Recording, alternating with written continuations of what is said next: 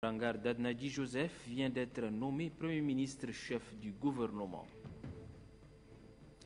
S'imprégner des conditions de vie et de travail des agents exerçant au Parc national de Zakouma, tel est l'objet de la rencontre qu'a eue le ministre de l'Environnement, Mohamed Tabeshir Okormi, avec les gardes-parcs. À suivre également dans ce journal, notre reportage consacré au garage mécanique à ciel ouvert. Madame, Messieurs, bonsoir et bienvenue dans ce journal. Je le disais, le Tchad a un nouveau Premier ministre depuis suite à la démission d'Emmanuel Nadingar. Un nouveau Premier ministre vient d'être nommé par le président de la République. Tout de suite, la lecture du décret nommant le nouveau Premier ministre, le secrétaire général des relations avec le Parlement, Samir Adamanour. Lettre numéro 003/43, le 21 janvier 2013. À son Excellence, Monsieur le Président de la République, chef de l'État. Objet, lettre de démission.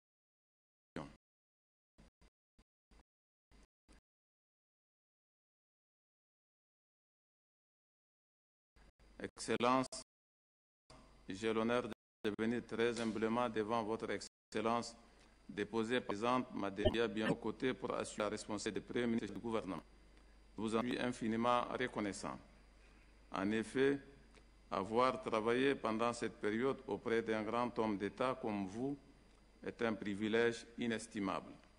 À vos côtés, j'ai fait mes pas dans la gestion politique de notre pays que vous mettez au-dessus de toute autre considération. Cela est une expérience inoubliable. Je suis arrivé au terme de ma mission comme Premier ministre, chef du gouvernement.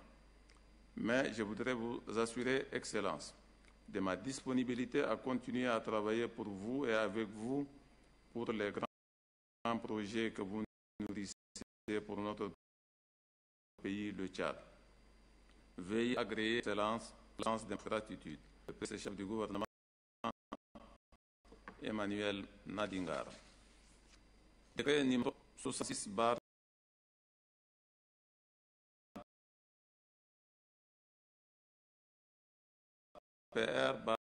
2013 portant nomination d'un Premier ministre du gouvernement de la République. Décrète. Article 1er. M. Jim Rangar Dadnadji Joseph est nommé Premier ministre chef du gouvernement. Article 2. Prévoit toutes les dispositions du décret numéro 342/PR/2010 du 5 mars 2010. En effet, compté de la signature sera enregistré et publié au journal officiel de la République. Fait à N'Djamena le 21 janvier 2013, Idriss Déby Itno. Mais qui est Jim Rangar Dadnadji Joseph? Bra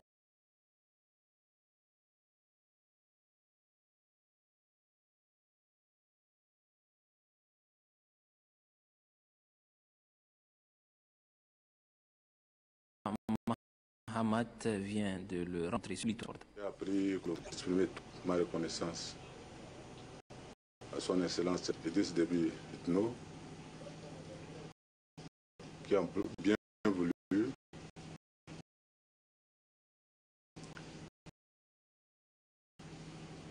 m'appeler à ses côtés. Puis à la chose publique qui est désormais Premier ministre, le 13e depuis 1990.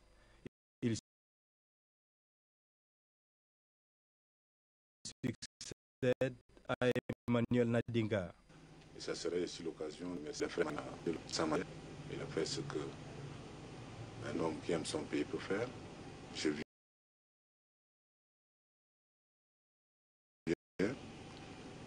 je ferai ce que je peux faire.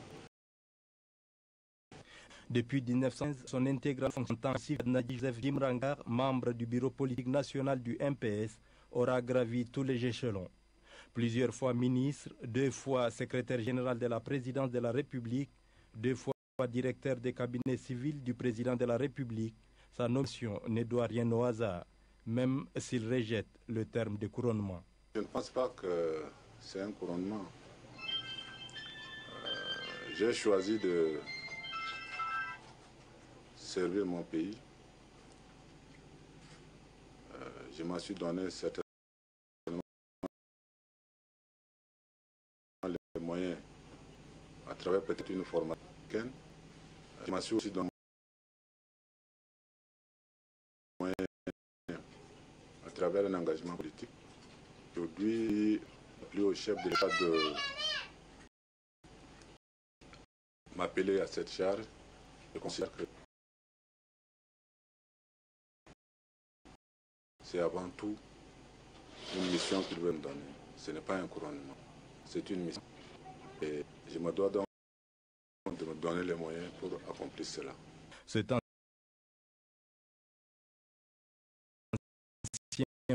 professeur à l'université et à l'ENAM est connu priorité.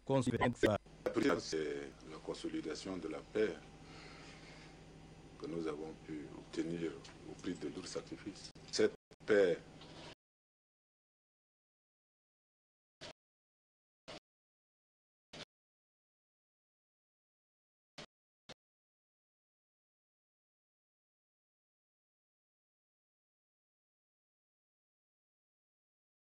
étant acquise, on ne l'a conservée à là, exploiter, satisfaire les besoins des populations.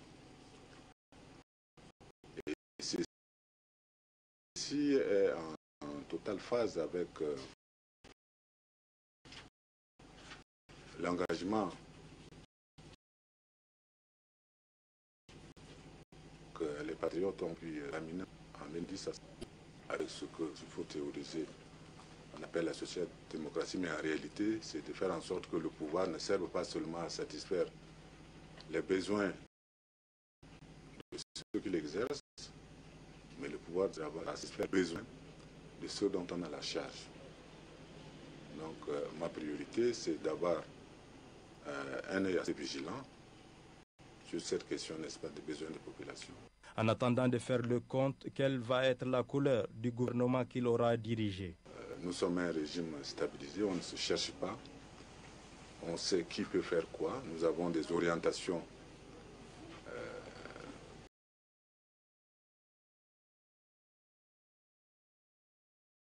puisque j'appartiens à un parti, pour de le remettre, j'appartiens à un parti qui sont à insister sur la question de la valorisation des compétences.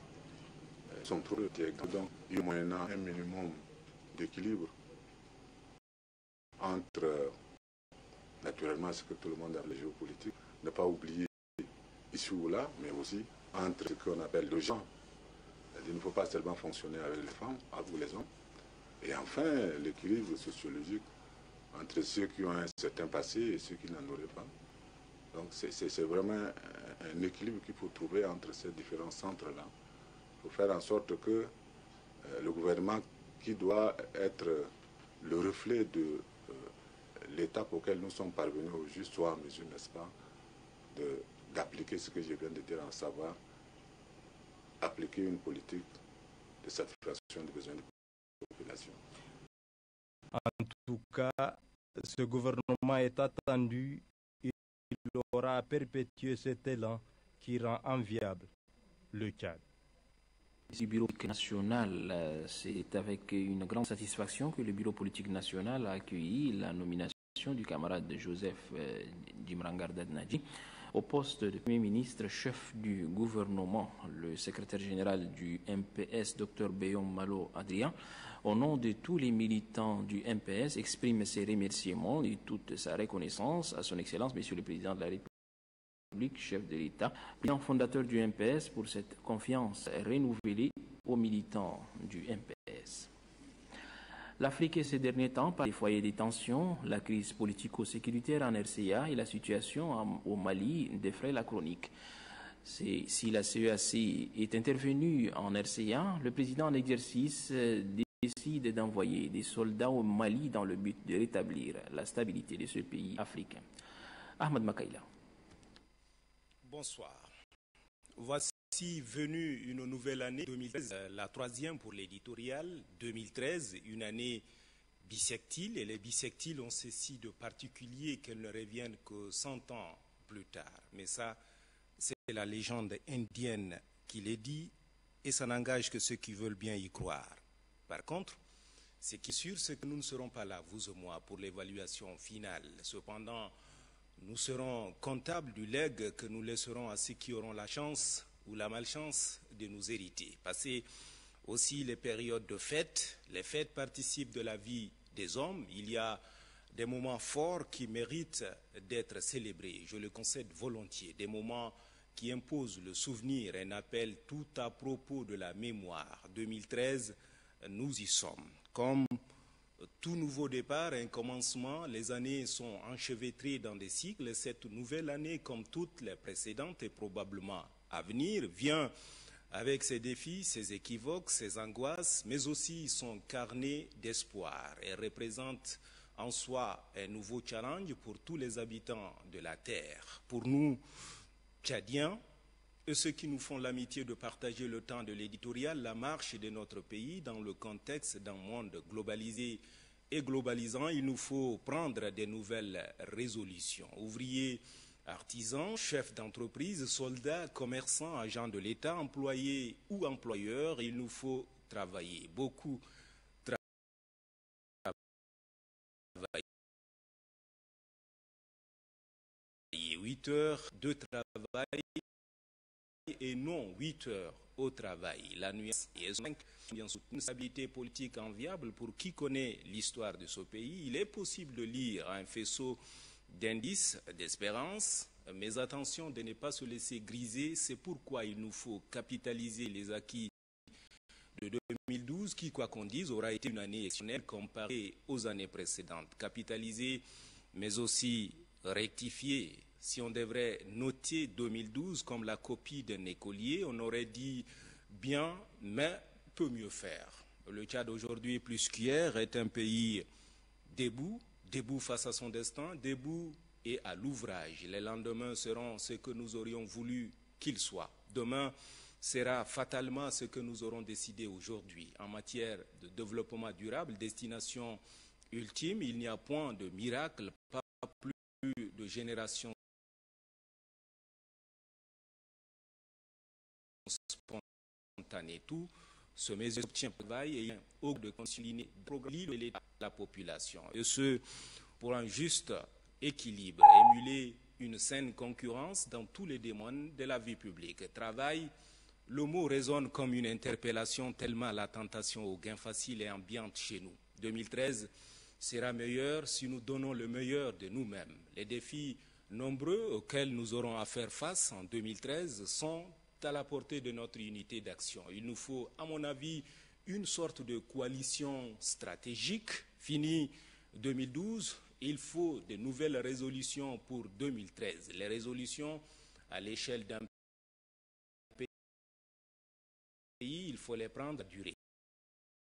Et nos actions doivent s'inscrire dans la durée en ayant toujours à l'esprit que le Tchad est réel. Méfiant soupçon de communautarisme ombrageux qui semble gagner le pays. Un communautarisme qui passe pour la courte échelle dans l'ascension sociale.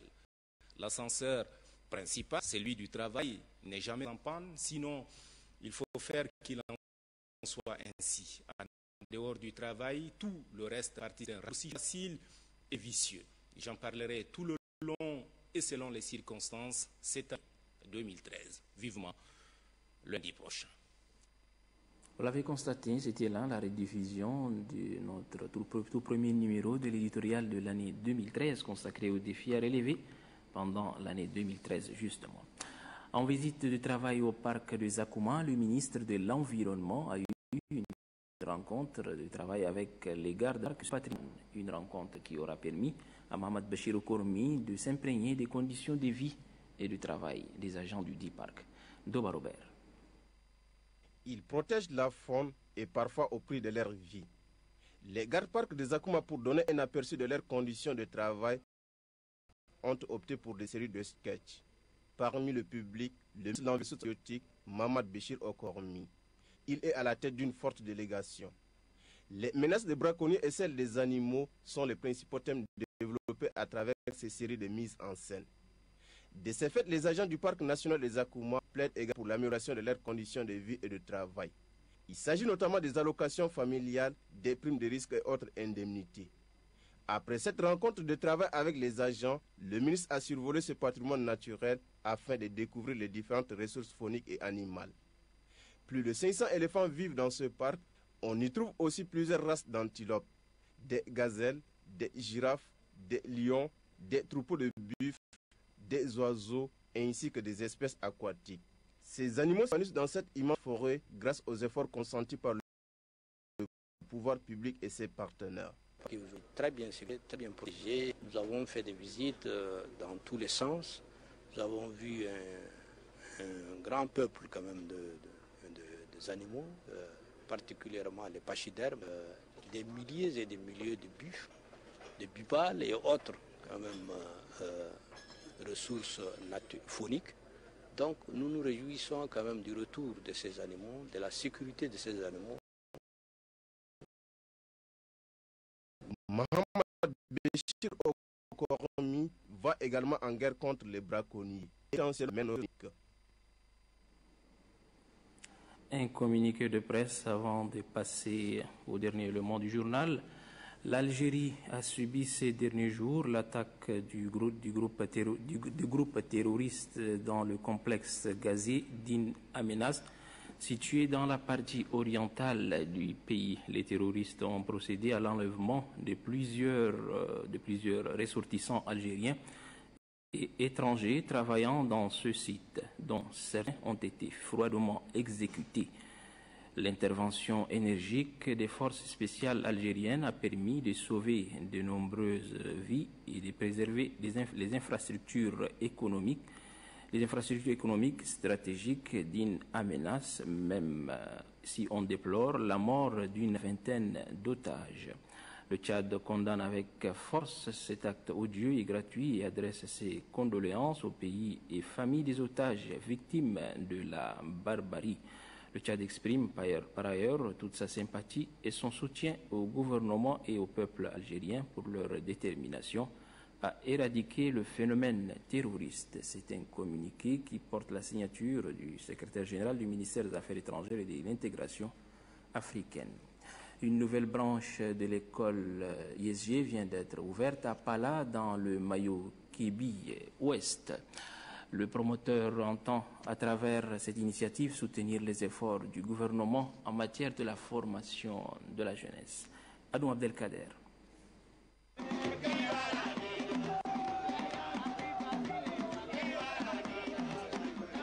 Pala, chef-lieu de la région du Mayo-Kébi Ouest, à son institut supérieur de gestion Tchad Management School. Ce bâtiment flambant neuf fait office de la branche régionale de l'ISG. Les jeunes bacheliers de la région et ceux d'ailleurs désirant faire carrière dans la microfinance vont désormais bénéficier du double cursus licence et master dans les différentes filières que propose cette école. Au-delà de l'ambitieuse initiative, les enjeux sont multiples. L'éducation fait partie des secteurs prioritaires du gouvernement et pour démarquer son attachement à la formation de la jeunesse, son Excellence le Président de la République, Idriss Déby Itno, a initié en septembre 2012 un grand forum sur l'enseignement qui a regroupé tous les ministères concernés. Le ministère de l'Éducation nationale, le ministère de l'Enseignement supérieur, de la Recherche scientifique et technique, le ministère de la Formation professionnelle, arts et métiers. Dans la société d'aujourd'hui et dans le futur, l'État ne peut seul assurer l'ensemble des services publics régaliens qui étaient traditionnellement les siens. En matière de formation, l'État est confronté à un double défi. Celui de la croissance de formation due à une forte démographie, celui de la diversification des formations liées aux nouveaux besoins du marché du travail sous la liste de la mondialisation. Pour remplir ces missions de formation, les pouvoirs publics peuvent aujourd'hui compter sur un secteur privé fort, responsable et à même d'assumer par délégation les services que veut bien lui confier l'État. Dans un monde en perpétuelle mutation, l'ISG se doit de s'arrimer et de donner chance égale à tous les fils du Tchad dans sa démarche de former des managers compétents. D'où l'ouverture de l'annexe de Pala.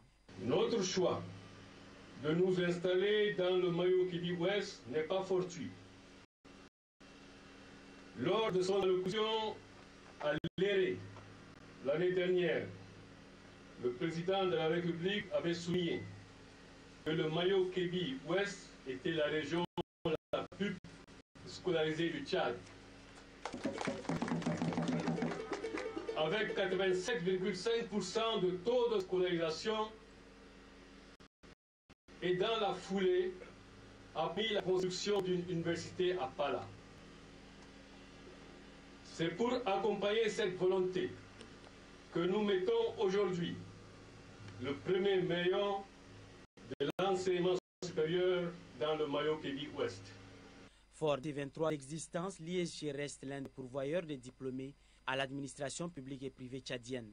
La création de la branche de Pala permet donc de faire face au départ des jeunes vers les grandes métropoles du pays. C'est aussi une réponse visant à décongestionner les universités et autres instituts de la capitale. L'Institut supérieur de gestion, qui a déjà 23 ans d'expérience dans la formation professionnelle, a déjà fait ses preuves en formant des milliers de Tchadiens. Sa présence à Pala permettra aux jeunes de l'Ouest et ailleurs de vivre leur formation sans avoir à s'éloigner de la vie de leurs parents. Je tiens à remercier sincèrement le président du comité de gestion de l'Institut supérieur, l'Institut de gestion supérieure, pour avoir choisi d'implanter leur structure de formation à Pala, tout en vous souhaitant plein succès. Je déclare lancer les activités de l'Institut supérieur de gestion Tchad dans la région de Mayo-Kébi Ouest. Pour faire de filiale ISG, Institut supérieur de technologie, en pôle d'excellence de formation,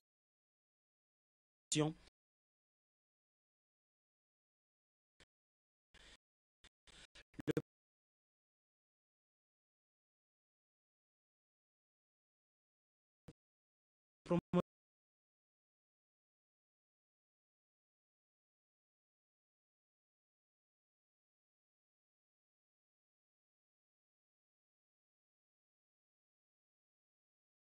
promoteur Saoul Bagou comptait sur les autorités et la population